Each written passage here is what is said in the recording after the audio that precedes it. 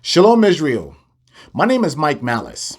And for those of you who are not familiar with me, I am a biblical educator on YouTube, and I teach the Blacks, Hispanics, and Native Americans that we are the biblical Israelites according to Deuteronomy chapter 28, 15 through 68. We fit those curses. And it is about time that we had a serious talk amongst ourselves, amongst our nation. I have one question for you.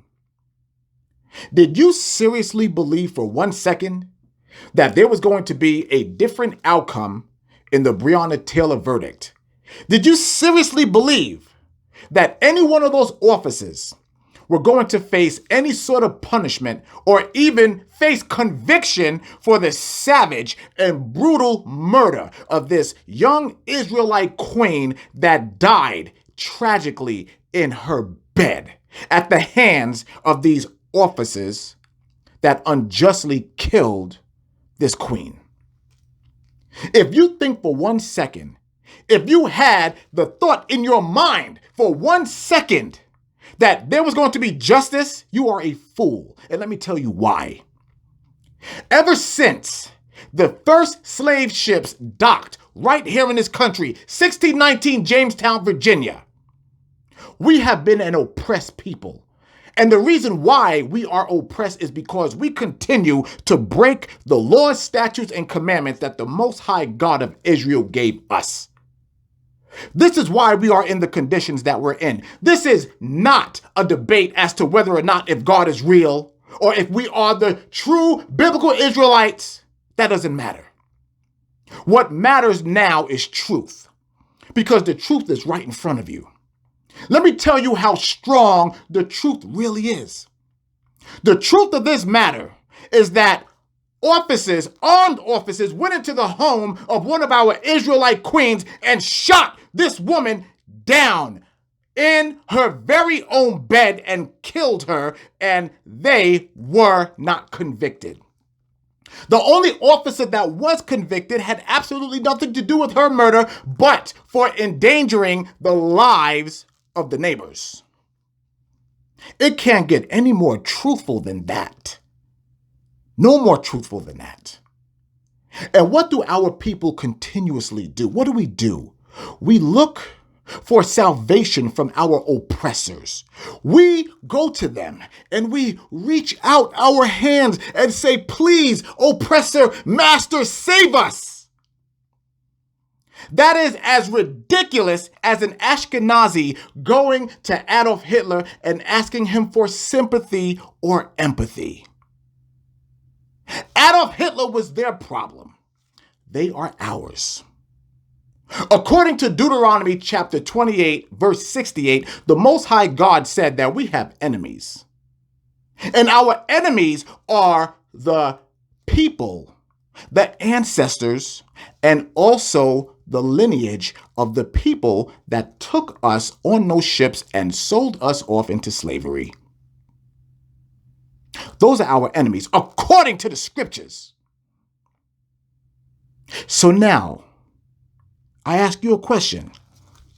The question I ask you right now is, what are you willing to do to change our predicament?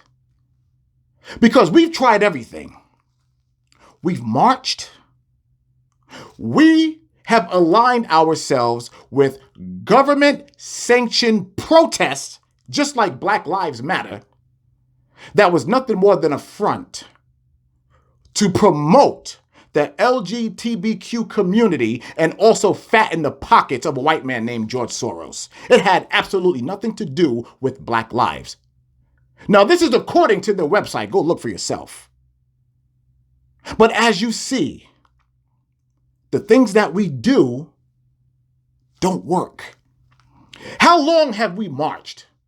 How long have we gotten behind political figures only to be let down? Only to be disappointed, even when there was a so-called black man in the White House. Not a damn thing changed. When we aligned ourselves to put this black man named Barack Obama in the White House, he did more spiritual damage to our people than any other president alive or any other president dead. Do you understand that? It's time that we actually do something different. And the one thing different that we need to do is get into the scriptures, get into the Bible, and read what the Most High God has said, that the Israelites, the blacks, Hispanics, and Native Americans, we must keep the commandments and be taken out of this predicament. That is our only salvation. That is it. The Most High God of Israel will save us when we obey him. That is how we win this. Because right now, we are on the losing team. And we were created, we were designed to be winners. Do you understand that? I'm looking at you right now, black man, black woman. Hispanic man, Hispanic woman. Native American man, Native American woman. Do you understand what I'm telling you? Haven't you had enough? Don't you want to be put back into the rightful place where we belong? According to the scriptures, this is not racism. This is scriptural fact. And the facts are all in the Bible. All throughout Deuteronomy 28:15 through 68, you find nothing but facts.